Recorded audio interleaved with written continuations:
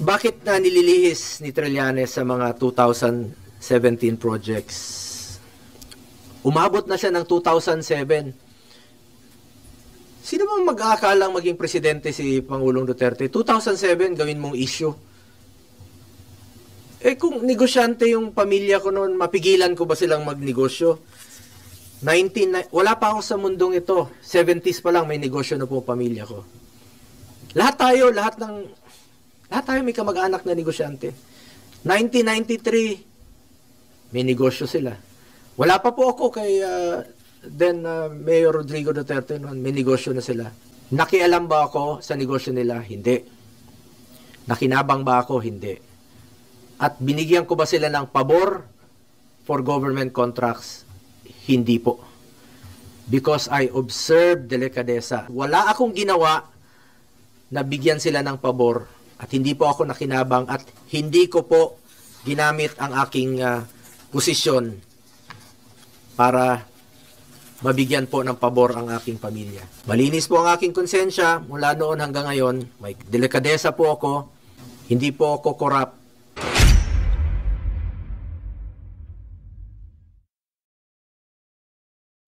Hey, what's up? Welcome back din sa ating Child It's Sumbong TV.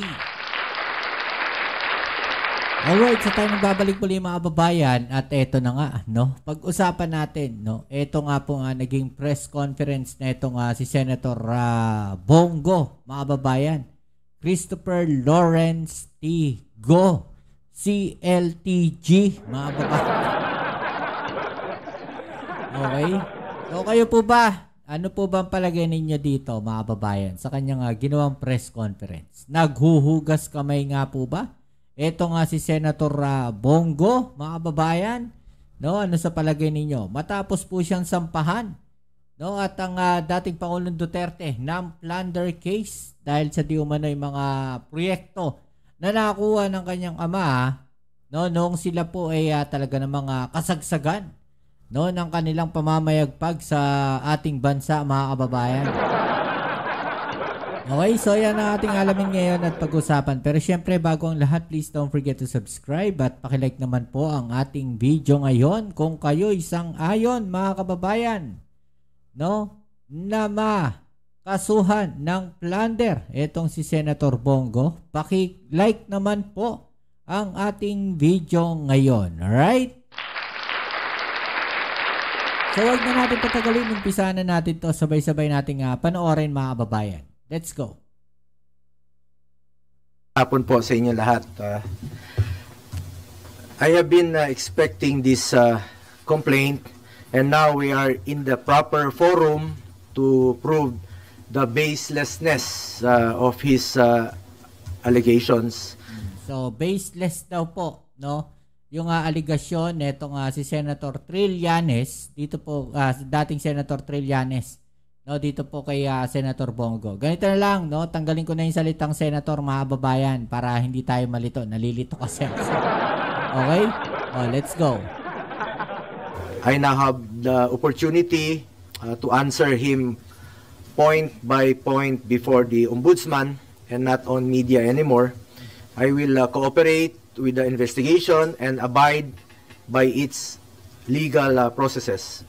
Okay, so dito kasi, mga kababayan, anong nangyayari kasi, no? Parang yung gusto mangyari na itong mga DDS na to, mga kababayan. Iniiwasan lang ni Senator Bongo siguro yung public persecution, no? Yung mga nagiging opinion ng publiko. Kaya ang sabi niya dito, no, sa ombudsman na lang siya sasagot at hindi na sa media, mga kababayan. So iniiwasan lang po niya dito siguro, no, na mahatulan siya, no, ng sambayan ng Pilipino, mga kababayan. Di ba? Yun yung iniiwasan niya rito. Tuloy natin. The truth will be revealed and believe that justice and fairness shall prevail. I hope that the ombudsman will be fair. Ulitin ko lang po, I am one with the Filipinos in this crusade against corruption. Kasama niyo po ako. Labanan po natin ang korupsyon. Ikulong po ang mga kurakot at mga magnanakaw. ikulong na ang mga buhaya, kasuhan, at ikulong na ang mga buhaya at mga mastermind. Okay, so eto mga babayan, no? Kaisa daw po siya ng sambayan ng Pilipino. Lahat na po, nilahat ko na sambayan ng Pilipino, no? Hindi lang po mga DDS, no, nananawagan. Mga babayan, no? Lahat po tayo nananawagan, no, na may makasuhan o managot dito po sa malawakang korupsyon na to. Siyempre, ayaw natin ng korupsyon. Lahat tayo nagbabayad ng tax, mga kababayan. Sa lahat ng binibili natin, may tax eh. Diba? Gasolina, baka ultimo candy na bibilin mo sa tindahan, may tax na rin. Alamang, no? Meron yan. No, kaysa raw natin siya, mga kababayan, si Senator Bongo, no, sa paglaban sa korupsyon. Well, sabihan mo, yung mga DDS, di ba? Dahil yung Pangulo natin, no, ang nagsabi na merong korupsyon. Malinaw po na nilalabanan ng ating gobyerno ang korupsyon. No? Sabihan mo si VP Sara na tigilan ang pagbatikos sa gobyerno sa paglaban diyan sa korupsyon na yan. Di ba? Kaisa ka eh. Sa lumalaban sa korupsyon. Bakit nilalabanan ng ating gobyerno ang korupsyon? Pero, no, kinakalaban ng mga kakampi mo ang gobyernong lumalaban sa korupsyon. Diba? Wag pong ilihis yung issue dito. Tumbukin po yung dapat tumbukin. Okay. Napapansin ko parang naiba na po ang narrative. Parang meron ng script, no? Yan na. Na sinusunod o playbook. Okay. As a Filipino. Yan na. Yan na yung sinasabi natin, mga kababayan, no? Same story. No? Same logic yung kanilang pinapalabas dito. Mga kababayan. Nagigets nyo yung sinasabi ko? Yung style ni Senator Bongo ng pagsasalita rito ng kanyang mga sinasabi dito, mga kababayan, no? Well, in fairness dito kay Senator Bongo, no? Makikita natin na may sinasabi sila na merong taong nasa likod, no? Na itong mga ginagawa na to ni Trillanes, mga kababayan. No? Tanungin natin din siya, sino kaya yung kanyang tinutumbok dito? No? Kasi may playbook daw eh. No? Mga kababayan, parang yung naratibo na sinasabi palagi na itong mga DDS na to. Parehong-pareho yung narrative nila. No? Na sinasabi nila na iisa daw ang kwento. Pareho din. Doon ang statement ni VP Sara. Diba? I am urging the ICI, the Ombudsman, and the DPWH to seek the truth. Tumbukin lang po yung katotohanan. So parang sinasabi dito ni Senator Bongo na nadadamay lang siya. Nadadamay lang sila. No, wag niyong itumbok sa ating Pangulo kasi parang pinaparinggan ninyo eh, no? Parang malalim yung kanyang mga sinasabi dito, mga babayan. Parang gusto niyang palabasin, no? Parang lang hindi ko sinasabing oo No, baguhin natin yung statement. No, bakit hindi mo tanungin si Trillanes? No? Kung bakit niya ginagawa yan? Direct mo yung tanong kay Trillanes. No? Bakit mo ginagawa yan? Nalilihis yung investigasyon. Sabi nga ni Trillanes, mga babayan, no, na ito po ay konektado doon po sa flood control projects. No? Dahil nga, yung mga proyekto na nakuha ng kanyang tatay, during those time, no, na ang Pangulo ay ang dating Pangulong Duterte. Doon din sila na mayagpag.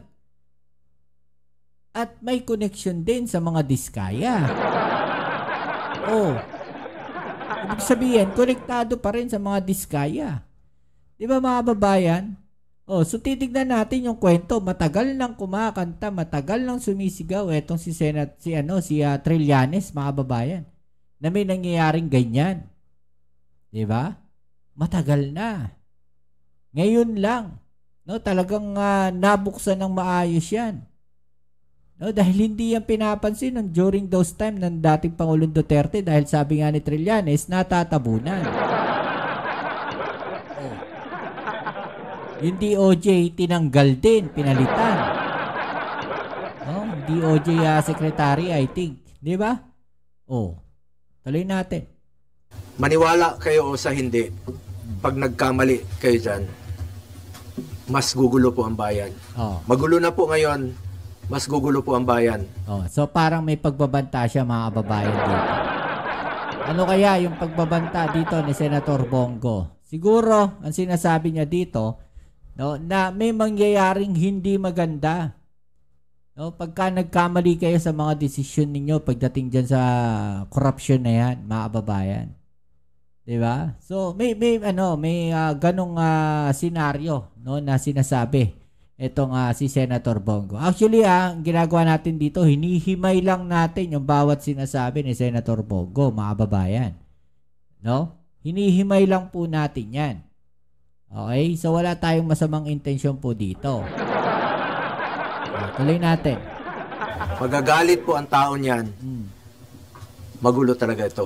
Okay, so magulo raw mga kababayan. No? Pag nagkamali diyan sa corruption na 'yan. No? Pero sino ba yung mga kaninong partido ba, kanino bang panig, no, yung may mga ganyang intensyon?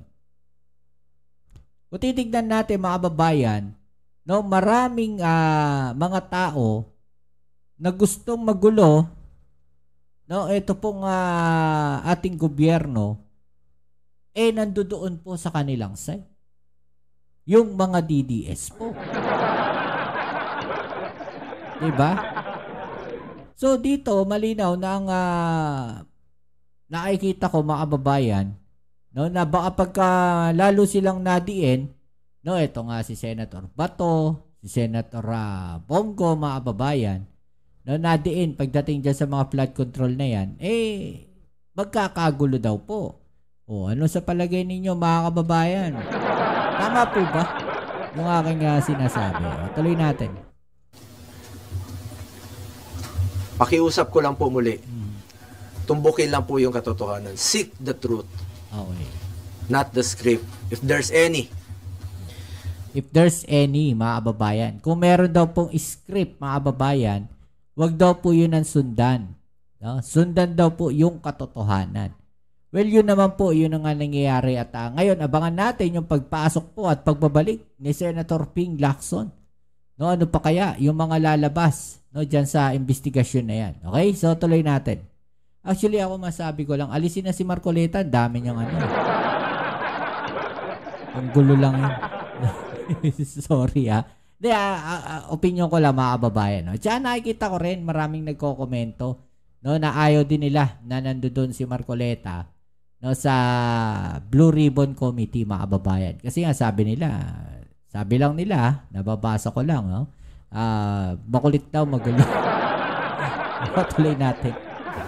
Ito ay isa po itong diversionary tactic para ilihis ang atensyon ng taong bayan. Okay, so ito, same narrative mga kababayan, diversionary tactics. Yan din yung sinasabi ni VP Sara Duterte, no? Diversionary tactics at lahat. No? Kasi nga gusto nilang itumbok Gusto nilang sabihin na tumbukin ninyo si PBBM ang may kasalanan yan. Si Romualdez, no, ang may kasalanan yan. Yan sinasabi ng mga DDS, mga babayan. Yun yung sinasabi dito ni Senator Bongo. Na natumbukin ninyo yung katotohanan. Well, yun na nga yung tinutumbok. 'Di ba?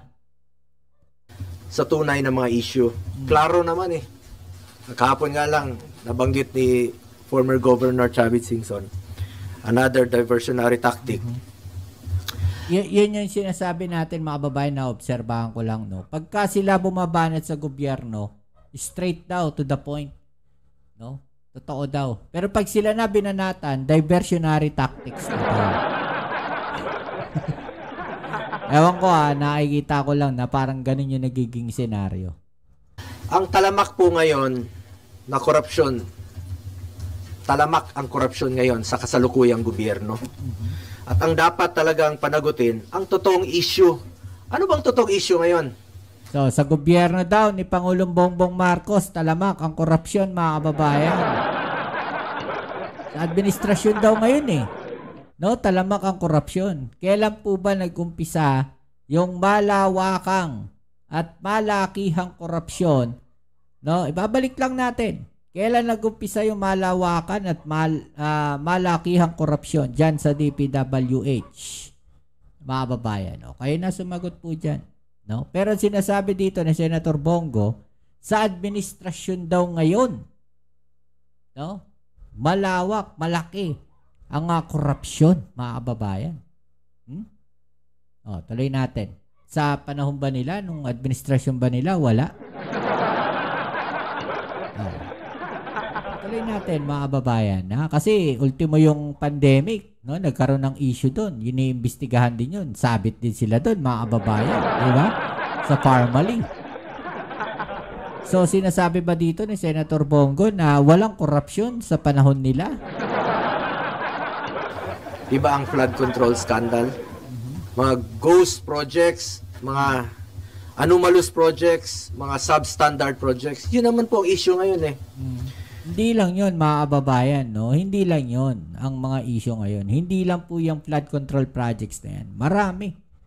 No, maraming issue ngayon, no, ng korupsyon. At yan lang po talaga yung isa sa malakwakang korupsyon, no, na iniimbestigahan ngayon. Nagkataon lang, mga kababayan, no, na meron din silang di umano, no, na planderous na ginawa noong panahon nung sila ang nakaupo sa pwesto. 'Di ba? Yun yung ginawa ni Trillanes ngayon. So, sino ngayon, mga babayan, sa palagay ninyo, ang mayroong mga diversionary tactics? Huwag tayong lumihis sa katotohanan. Napapansin ko, talagang merong gumugulo Merong nasa likod nito na ginugulo lang po yung katotohanan. Sino kaya? But I am one with the Filipinos in this crusade and fight against corruption. Kasama niyo po ako rito. Labanan po natin ito. Okay, ganito, mga kababayan, no? Kung sinasabi ni Senator Bongo na merong gumugulo, no, at nagkakaroon ng diversionary tactics pagdating po dito sa investigasyon ng korupsyon, mga kababayan, yung po bang pagsasampa sa kanya ng kaso ni Trillanes ay considered as diversionary tactics? O isa lamang po ito sa mga dapat malaman, no? Sa mga dapat maimbestigahan. Kasama na nga po yun sa Parmali ng ating gobyerno. Diba? Kasi hindi naman po pwede na nagkaroon ng ito in general, no? Hindi naman po pwedeng nagkaroon ng corruption sa isang administrasyon at pagkatapos nila wala na yon. Diba? Parang thank you na. Diba? So after 6 years at nakalusot kayo doon sa mga pinagagawa ninyo, no, doon sa mga nakaraang administrasyon, after 6 years nalusutan ninyo, tapos na yung termino ninyo, lahat ng nanakaw sa korupsyon, nagaling sa korupsyon, ay thank you na sa sambayan ng Pilipino. Hindi naman nata po pwede yung ganun. Diba? Parang bye-bye. No, thank you. Kulong po natin ang mga kurakot at mga magnanakaw. Sa kanina naman po, sa final sa amin, ni dating Pangulong Duterte at sa kapamilya ko. May segue no, sa administrasyon. Yan ang nakita ko rito. May segue, may patama. Trillanes, you are barking at the wrong tree. Kung seryoso ka talaga, bakit di mo kasuhan yung mga totoong mga corrupt talaga? Bakit di mo kasuhan yung mga financials mo? Yung mga contractor, alam mo yun. Alam mo yun. Kita mo na, Nakailang buwan na tayo dito sa pagdidinig sa Senado. Ilang hearings na po. Lumalabas naman yung totoo, sino yung mga contractor. Yung talagang may-ari, sila mismo yung may kontrata, sila yung mismong kumikita, sila yung contractor, sila pa yung congressman. Sila yung habulin mo, Trillanes. Ayaw mong habulin dahil financer mo nga. Yun yung sinasabi dito ni Senator Bongo, mga babayan, na merong mga contractor sa likod, no, netong si Senator, dating Senator Trillanes, mga babayan, na parang nagpipinan sa kanya, no, para siraan itong si Bongo, para kasuhan, no, itong si Bongo. Tandaan natin, mga babayan, wala pa tong administrasyon na to, panahon pa nila, administrasyon pa ng dating Pangulong Duterte, ipinail na po yung kaso na yan sa DOJ ni Trillanes. No? Tandaan po natin yun. Paanong naging diversionary tactics yan kung ngayon uli ay i-refile na, no, netong si Trillanes direct sa ombudsman. Ano sa palagay ninyo? No? Meron bang nasa likod ni Trillanes kung noon pa, no, nangyari itong mga pagkakakaso na to sa kanila, mga babayan? Ano sa palagay ninyo? Kayo po ba maniniwala doon sa sinasabi ni Senator Bongo na merong nasa likod ni Trillanes para magkaroon ng diversionary issues, para malihis ang totoong issue? Well, kung titignan natin, mga babayan, hindi naman nalilihis yung issue. No? Actually, nadadagdagan pa nga. No? Dumadami pa nga yung naiimbestigahan na dapat talagang malaman ng taong bayan. Dahil nga parang nagkaroon ng news blackout nung panahong sila ang nakaupo. Yun yung sinasabi ni Trillanes. Diba? Kasi halos lahat eh. Diba? Ultimo vloggers eh. Karamihan DDS eh. Diba? At kung may gagawing hindi maganda si Trillanes laban sa administrasyon, talagang babanatan siya. Parang wala halos kakampi si Trillanes noong time na yon. Di ba, mga babayan? Tama yung sinabi ni Senator Bato noon na may mga pinanser ka. Baka nga yung ginamit mong pondong yon nanggaling pa sa flood control. Yung pag-iimbestiga mo noon kay dating Pangulong Duterte, maaaring galing pa yun sa flood control. Huwag ka okay. Stop tayo doon. Flood control daw, mga babayan. Maaaring galing sa flood control. Yung pag-iimbestiga daw noon. No? So, saan niya na rin mismo nang galing? Na noon pa. Iniimbestigahan itong mga ginagawa nila. Netong si Senator Bongo, yung connection ng kanyang pamilya. No? Yung pangongontrata ng kanyang pamilya. So, nanggaling na mismo, no, kay Senator Bongo. Na noon pa yan. So, paano nangyari na ngayon nagkakaroon ng diversionary tactics ang sinasabi ni Senator Bongo? Medyo conflict, mga babayan, no? Nakakalito yung kanilang mga statement. Magmalinis dito. Huwag mong ilihis ang totoong issue. Dito lang tayo sa katotohanan. Seek the truth, not the script, not the playbook. Nasa na yung mga dapat kasuhan sa issue ng flood control? Nasa na? Bakit walang mga pinangalanan na malalaking tao? Di ba meron mga senador? Ganito kasi yan, mga kababayan. Yan yung sinasabi natin. Masyado silang atat. No, gusto kasi nila mangyari, kasuhan kaagad. No? Gusto nila mangyari, kasuhan kaagad. Kasuhan nyo. No? Pangalanan nyo, kasuhan nyo. Ganito kasi mangyayari dyan. No, kapag hindi kumpleto yung ebidensya, mga kababayan, laban doon sa inakusahan, posibleng ma-dismiss yung kaso. No? So, ang ginagawa ngayon ng ICI, kinukumpleto yung ebidensya. Kinukumpleto yung testimonya. No, para maging mas matibay yung kaso. Okay? Para pag i-final, mga babayan, solid. Hindi yung po pwede yung ipapail yung kaso no, sa ombudsman o sa DOJ, mga babayan, na kulang-kulang. Madidismiss, malulusutan yan.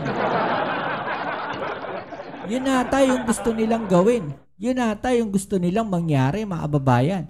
Na kapag kinasuhan yung isang individual, no, na politician, madidismiss. Pag na-dismiss yung kaso, ano sasabihin nila?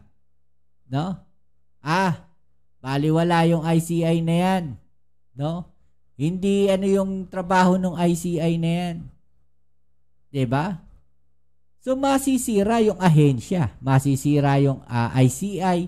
Masisira yung DOJ. Masisira yung ombudsman. Ganon, mga kababayan, ang posibleng mangyari kapag nagmadali sa pagsasampa ng kaso. Yun ata yung gusto nilang mangyari. Diba? Yung mga buhaya, ba't pilit yung pinagtatakpan? Yung totoong issue rito, flood control at ghost projects. Nasa na po? Kaya nakikiusap po ako sa ICI, sa Ombudsman, sa DPWH. Diba? Balik sa ICI. Sabi sa inyo yung banat dito ni Senator Bongo, hindi kay Trillanes, sa administrasyon. Diba? Sino ngayon yung naglilihis ng issue? Sino ngayon yung diversionary tactics ang banat? Diba, mga kababayan? Tignan ninyo maigi. No, tignan ninyo maigi. Sino yung nagda-divert ng issue? Sino yung naglilihis ng issue? Ang issue is sa kanya. No, Senator Bongo. Ang usapin ay sa kanya. Siya yung kinasuhan ng plunder. Bakit? Yung ICI, ang kino-question niya dito. Bakit hindi si Trillanes? Diba? Bakit hindi si Trillanes? Bakit nandun pa rin sa ahensya ng gobyerno? O DPWH, ICI, sabi niya. No? DOJ, kung di ako nagkakamali. O. Diba, mga kababayan? Sino yung naglilihis ng issue? Kasuhan niyo yung mga malalaking tao. Yung sangkot sa flood control. Yung sangkot dito sa mga ghost projects. Alam nyo, balik natin yung tanong. Sino ang nagsampa ng kaso sa kanya? At ano yung sinampang kaso? Bakit yung ICI ang nasisingit dito? Bakit hindi niya tumbukin? No, si Trillanes. Bakit hindi si Trillanes yung banata niya? Yun yung nakakatawa rito eh. Diba? Bakit hindi si Trillanes yung tirahin niya? Bakit administrasyon? Bakit yung ginagawa ng administrasyon, no? So, naglilihis ng issue si Senator Bongo? Ganun ba? Inaantay po ng tao. Pag inilihis niyo po ang katotohanan, magulo po ito. May pagbabanta. At isa po itong lumang tugtugin mula sa lumang script. Recycled na po yung mga issue. Pilit binubuhay para lang pinturahan po ako ng maitim para siya po ang magmukhang maputi. My conscience is clear. Unlike him, panlabas o panloob, pati konsensya niya madumi. Ang layunin... Yon, ganun dapat. Diba? Kung meron siyang haharapin dito sa kanyang statement, mga kababayan, si Trillanes. Kasi siya yung nagsampa ng kasong plunder eh. Diba? Again, panoorin nyo yun sa mga nandiyan dyan, mga kababayan, no? Sinasabi ko dito, wag ilihis din yung issue. Kagaya niyan, sinasabi, ang nagsampa sa kanya ng kaso si Trillanes, pero binabanatan niya yung administrasyon. Diba? Yung ahensya ng administrasyon. ICI, sino nagtayo na ICI? Pangulong Bongbong Marcos. No, segue lang yun, pero parang kay Pangulong Bongbong Marcos pa rin yung banat. Tandaan ninyo, mga kababayan, kung gusto niyang banata si Trillanes lang dapat. Diba? Bakit nadama yung administrasyon dito? Si Trillanes yung nagsampa ng kasong plunder. Diba? Niya ay proteksyonan lang po ang kanyang mga financer at mga nasa likod ng black propaganda na ito. Ang dapat kasuhan ay ang mga financials, kasi sila po yung totoong mga nagnakaw. Oh, yun mga kababayan, no. Yung sinabi na yan ni Senator Bongo, no, kung may sinasabi siyang financier si Trillanes, mga kababayan, sila lang ang banatan niya. Huwag yung banatan yung ahensya ng gobyerno kasi yun yung nagtatrabaho, wala silang pakialam doon sa sinampa na kaso ni Trillanes eh. Diba? Huwag ilihis ang issue. Hindi po ako magnanakaw. Hindi po ako kontraktor. Senador po ako na nagsiservisyo lang po sa ating mga kababayang Pilipino. At may delikadesa po ako. Yung prinsipyo po ko po sa buhay, yan lang po ang pwede kong pangalagaan sa ngayon. Pangalan ko po at hindi ko sasayangin yan. Kesa sayangin natin dito sa walang kwentang paninira, tatrabaho na lang po ako. Serbisyo, pagmamalasakit at sipag po ang pwede kong ialay sa ating mga kababayang Pilipino. Tingnan nyo lang po kung hindi ba recycled ito. Rehash. 2018, September of 2018. Bago yung halalan, no? Bago pa ako nag-file. Unang tumakbo bilang senador. Nag-ingay na siya noon. Siniraan na niya ako. Siya pang senador noon, no? Ako hindi pa. Kandidato pa lang. Same issue. Noong 2021... Ito yung sinasabi ko mga kababayan. Kung may babanatan siya si Trillanes lang. No? Straight to the point. 'Di ba? Yung banat. Si Trillanes lang siya yung nagsampa ng kasong plunder eh. Huwag yung administrasyon. Wala namang kinalaman yung administrasyon doon sa pagsasampa ni Trillanes ng kasong plunder sa kanya. So 2018 pa, iniimbestigahan na siya o may mga ganyan na si Trillanes sa kanya. No? Bakit nadama yung administrasyon? Akala naman niya natatakbo ko. Same issue. July of 2021. Last year, nung ako po'y patakbo muli for re-election, July 6 of 2024. Same issue. Same. Yung suot niya, ngayon, ay araw na ito. Ito, July of 2024, last year po ito. Yung suot niyang polo, pareho pa rin ng kulay ng suot niya ngayon. Rehash pa rin, pati polo niya, rehash pa rin. Ginamit muli. Yun pa rin ang ginamit niyang paninira sa akin. Para siya ang pumuti. Para ano, same costume, same case, same issue. Mga babayan, same costume. Parang ganun. Polo na nga siya ng puti para pumuti kunwari. Pero yung kanyang hangarin ay napaka dumi. Alam nyo, nung ako po ay nag-obserba ng delikadesa sa buhay ko, baka pamilya niya po hindi.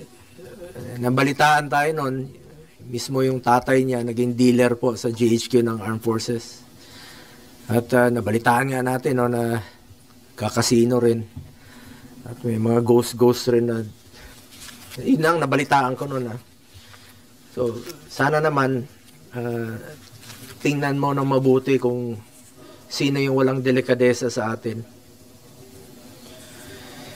Bakit na nililihis ni Trillanes sa mga 2017 projects? Umabot na siya ng 2007. Sino bang mag-aakalang maging presidente si Pangulong Duterte? 2007, gawin mong issue. Kung negosyante yung pamilya ko noon, mapigilan ko ba silang magnegosyo? Wala pa ako sa mundong ito. 70s pa lang may negosyo na po pamilya ko. Lahat tayo may kamag-anak na negosyante. 1993, may negosyo sila. Wala pa po ako kay Mayor Rodrigo Duterte noon, may negosyo na sila.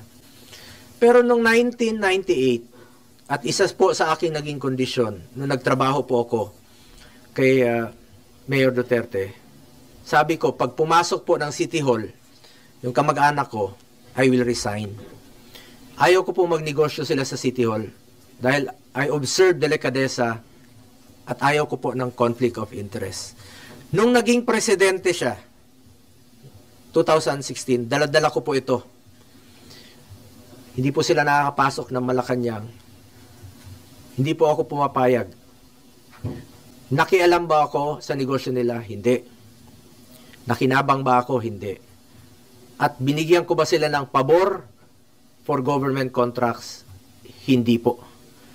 Because I observed delikadesa at hindi po sila nakakalapit sa akin, hindi ko naman po mapili ang kamag-anak ko.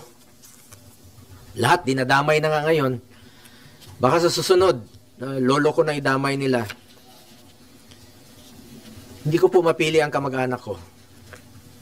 Hindi to titigil si Trillanes. Sabi ko nga, taon-taon niyang gagawin yan.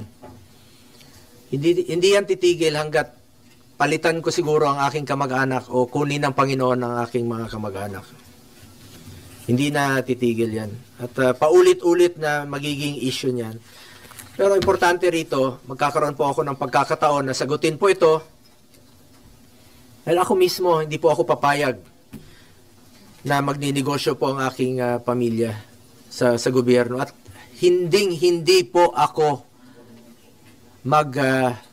bibigay ng pabor sa kanila. Hindi lang natin mapigilan kung sino sa ating mga kamag-anak ang magninegosyo. Well, good yun, no? Yung sinasabi dito ni Senator Bongo. No, na hindi siya magbibigay o hindi niya hahayaan yung pamilya niya. No, na magkaroon ng kontrata sa gobyerno. Okay? Pero nandun na yung issue, mga babayan. Nangyari na. Diba? Nagkaroon ng proyekto ang kanyang pamilya. No, yung tatay niya. Sa gobyerno, sa DPWH. Yun dapat niyang sagutin dyan, mga babae. Kung paano nangyari yun. Diba? As long as wala akong ginawa na bigyan sila ng pabor at hindi po ako nakinabang at hindi ko po ginamit ang aking posisyon para mabigyan po ng pabor ang aking pamilya. Ginamit ko lang po ang aking posisyon sa pagsiservisyo, pagmamalasakit at pagtulong po sa ating mga kababayang Pilipino. Malinis po ang aking konsensya mula noon hanggang ngayon. May delikadesa po ako. Yan po ang pwede kong pangalagaan at ipagmalaki sa inyo ang aking pangalan po. At isang probinsyano lamang po ako. Hindi ko po sasayangin yung tiwalang binigay nyo sa akin. Hindi po ako korap. At ako po'y taus-pusong nagsiservisyo lamang sa ating mga kababayang Pilipino. Kaya pakiusap ko lang po, ang issue po dito ay ang corruption sa gobyerno. Ang issue po dito ang flood control. Ang issue po dito anomalous projects. Ang issue po dito ghost projects. Nasaan na po yung dapat panagutin? Inaantay po ng ating mga kababayan. Balik siya sa banan sa administrasyon. Ayaw ko na pong aksayahin yung panahon. Sayang yung oras natin dito. Sana makapagtrabaho na tayo. Mas mahalaga sa akin ang trabaho, ang serbisyo at ang kapakanan ng mga Pilipino. Alam naman po ng taong bayan kung sino po yung nagtatrabaho at alam po ng taong bayan kung sino po yung nagsasabi ng totoo. Ako, sipag, more serbisyo at malasakit ang pagtutuunan ko ng pansin. Simula noon hanggang ngayon, yan naman po ang aking ginagawa. At alam po ng Pilipino kung sino yung nagsiservisyo at nagtatrabaho. Nasa Pilipino na po yan kung kanino po kayo maniwala.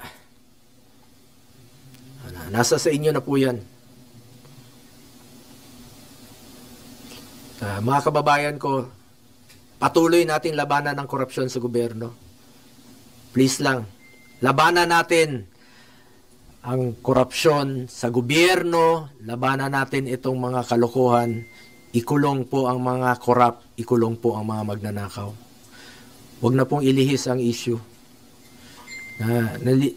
Kawawa yung Pilipino pag nililihis po ang issue.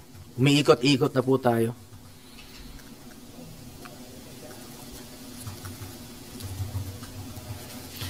At nakita niyo naman siguro yung complaint ni Trillanes sa mga binigay naman niya sa mga reporters. Paulit-ulit na po. Rehash talaga. Paulit-ulit. Paninira talaga. Talagang paninira at inililihis yung totoong issue. Yun talagang totoo dito ngayon. Nililihis niya. Okay, so yan mga babayan, mukhang paulit-ulit na lang to.